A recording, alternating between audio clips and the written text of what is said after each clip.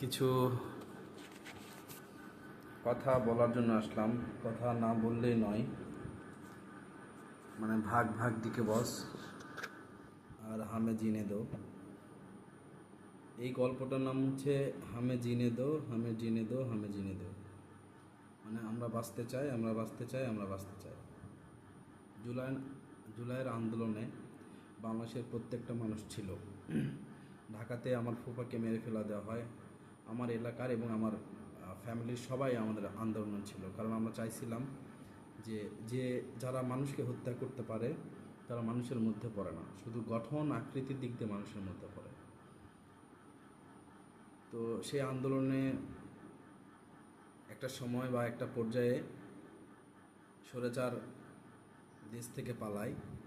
তখন আমরা মনে করেছিলাম যে দেশটা হয়তো বা এখন ভালো হবে, খুব সুন্দর হবে, পরিপাটি হবে। বাংলাদেশের প্রত্যেকটা মানুষ চায়, যারা বাংলাদেশকে ভালোবাসে, কোনো দলের না, কোনো রাজনীতির না, চায় যে আমরা শান্তিতে থাকি, সুখে থাকি, সবাই সবার অধিকার নিয়ে বেঁচে থাকতে পারুক। কিন্তু বাংলাদেশ কি কখনো পারবে? বাংলাদেশের মানুষ কি কখনো পারবে? আপনার কাছে মনে হয় পারবে? একটু জানাবেন। আমরা বাংলাদেশকে ভালোবাসি, আমরা বাংলাদেশের জন্য কাজ করেছিলাম। আমরা কোনো দলের হয়ে কাজ করিনি, কোনো দলকে জিতানোর জন্য কাজ করিনি। আমরা চাইছিলাম যে বাংলাদেশের প্রত্যেকটা মানুষ যেন সুখে থাক, শান্তিতে থাক। সে আন্দোলনে যদি হয়তো বা আমার সহপাঠী বা আমার সঙ্গীর বা আমার ছোটো ভাইয়ের কারো কোনো ক্ষতি হইতো, সেই দায়িত্ব কেউ নিত না।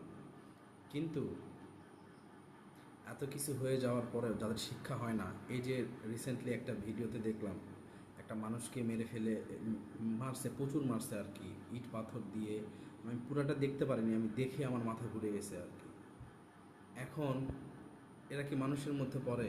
এখন বাংলাদেশের লোকের করণীয় কি? বাংলাদেশের প্রশাসন কি করবে? এদেরকে ধরে প্রকাশ্যে গুলি করা উচিত। আবার বলছি, এদেরকে ধরে প্রকাশ্যে গুলি করা উচিত। যখন এদেরকে ধরে প্রকাশ্যে গুলি করবে তখন বাংলাদেশের মানুষ শান্ত হবে, যারা এই ধরনের নোংরা কাজ করতেছে। আপনারা ভুলে যাবেন না, বাংলাদেশের সাধারণ মানুষ কিন্তু এখনও, যারা আন্দোলন ছিল তারা ঘরে ফিরে আসছে ঠিকই, কিন্তু দেশকে বাঁচানোর জন্য তারা যদি আবার মাঠে নামে তাহলে কতটুকু কঠিন হয়ে দাঁড়াবে আপনাদের সিচুয়েশান, এটা একটু মনে রাখবেন। আবার আরেক দিক দিয়ে ভাবতে গেলে বাঙালি ভাই বোকা, পায়ে পায়ে ধোকা খায়। দেখেন, আন্দোলন শুরু হবে, একদল বলবে যে আমাদেরকে বাঁচান, আপনাদের ঘরে এরকম কেউ নাই, আপনাদের যদি সন্তান হইতো আপনারা নিচে নেমে আসেন।